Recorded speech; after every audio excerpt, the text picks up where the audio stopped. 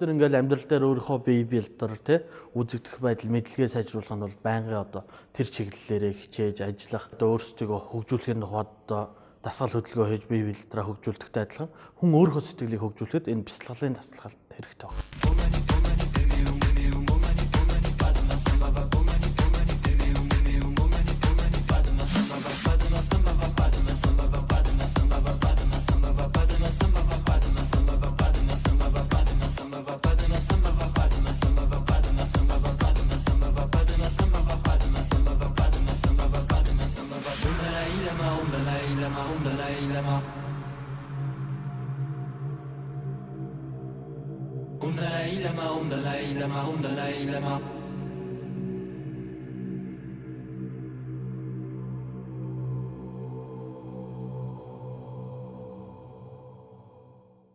Төрснөөс хойш өдий хүртэл энэ хугацаанд өөрийгөө мартчихдаг дотор хүнээ. Тэр дотор хүн маань юу вэ гэхээр бидний оюун ухаан. Тэр оюун ухаанаа мартаад тэгэхээр яах вэ гэхээр одоо нөгөө стресс, нөгөө бухимдал, сэтгэлийн гурван хор буюу шунал, уур, мунхаг энэ гураас хамаарат. Тэгэхээр нөгөө уурандаа баригдаал, уураасаа болж мунхагтаа баригдаал, мунхагаас ахуулаад буруу юм руу шунаад ингээд ирэхээр нөгөө дотор хүн маань гадна гарч байгаа үйлдэл, хэл яриаг буруу болгож эхэлж байгаа. Энээс болоо бид нар муу хүн, зөв хүн гэдгээр ялгарч эхэлнэ гэсэн.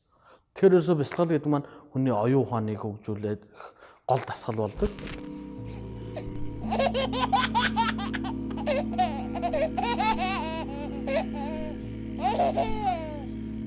Яагаад заавалчгүй бяцлаглалыг ер нь хийх ёстой юм гэвэл бид нар дотоод оюун ухаан, сэтгэлээ одоо тийм ээ зөв залахын тухайд тэрхүү бяцлаглалыг гэдэг.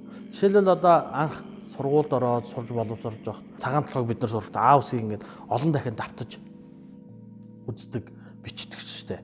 Түүнтэй адилхан сэтгэлийг бас тэгж дадуулах хэрэгтэй гэдэг юм байна.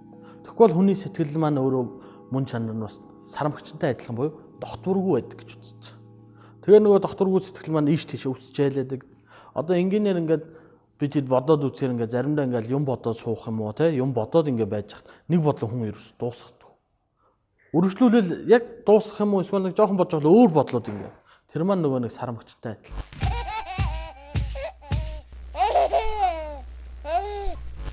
Гэвч тэр нөгөө сарамгчийн амтны ингэ бид нар сургаж чадж байгаа шиг сэтгэлийг энэхүү бяцлал хийх юм бол сургаж чаддаг. Тэгээ бяцлаглын маш олон янзууд байдаг, олон аргууд байдаг. За энэ дундаас хамгийн энгийн нь бол ерөөсөө одоо амьсгал дээрээ төвлөрч бяцлал. Тэр бол хүн болго одоо бид нар байнгын рефлексээр амьсгал авч гаргаж байгаа үн дээрээ төвлөрөөд хийх юм бол одоо бүр илүү тийм хялбар болж байна.